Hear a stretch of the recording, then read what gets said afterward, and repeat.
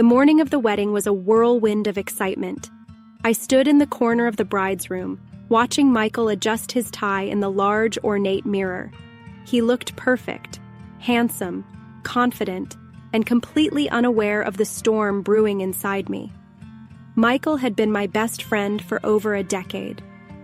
Through college struggles, late-night calls, and countless memories, I was always there. But somewhere along the way, my feelings had shifted. What began as friendship had grown into something far more complicated, something I had buried deep for years. But today, I couldn't bury it anymore. The preparations buzzed around us, but I only heard the pounding of my heart.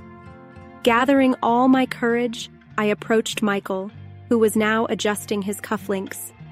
"Can we talk?" I asked, my voice trembling slightly. Michael turned, smiling warmly. "Of course. What's up?" I led him to a quiet room, away from the chaos of wedding preparations.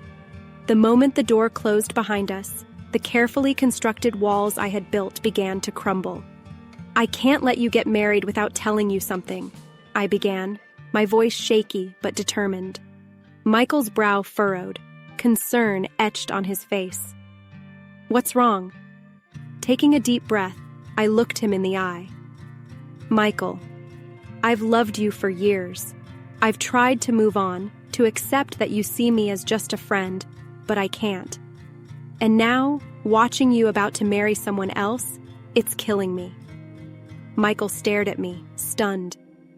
For a moment, the room was silent except for the faint hum of music in the distance. Then, he stepped closer. "Why didn't you ever tell me?" Tears welled in my eyes. "Because I was afraid of ruining everything. But I can't hold it in anymore. I had to tell you, even if it's too late."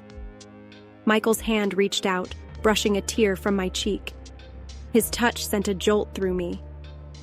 "You've always been more than a friend to me," he said softly, his voice heavy with emotion. "I just didn't know how to say it." Before I could respond, he leaned in, his lips brushing mine. The kiss started tenderly, but years of suppressed feelings quickly ignited a fire between us. At that moment, the world around us seemed to vanish like a mist fading into nothingness. Michael's hands gripped the fabric of my dress at my waist, his touch radiating warmth that spread through every part of my body. His breath on the curve of my neck sent shivers down my spine, breaking down every wall I had ever built. My fingers found their way into his hair, pulling him closer. As our lips met again, any lingering boundaries dissolved completely. His strong grip pulled me into him, his warmth and presence consuming me entirely. Every movement, every touch, fanned the flames of a desire that had been buried for so long. Our connection grew deeper with each passing second. Our breaths intertwined, creating a rhythm that silenced every thought. In that moment, there was no time, no outside world, just the raw intensity of the moment we shared. When we finally pulled away, both of us were breathless, emotions swirling between us. "What now?" I whispered, my voice barely audible. Michael ran a hand through his hair, his expression conflicted. "I don't know, but I can't pretend this didn't happen." The sound of distant laughter reminded us of the world waiting beyond the door. I nodded, forcing a small smile. "Go. They're waiting for you."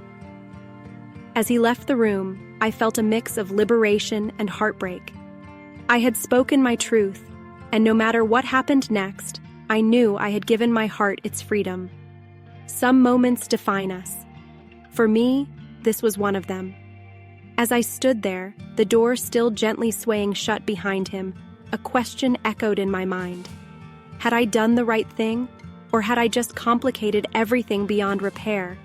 The weight of my confession, the intensity of what we shared, and the uncertain future ahead left me torn between liberation and regret. Could we ever return to what we once had? Or had this moment rewritten our story forever?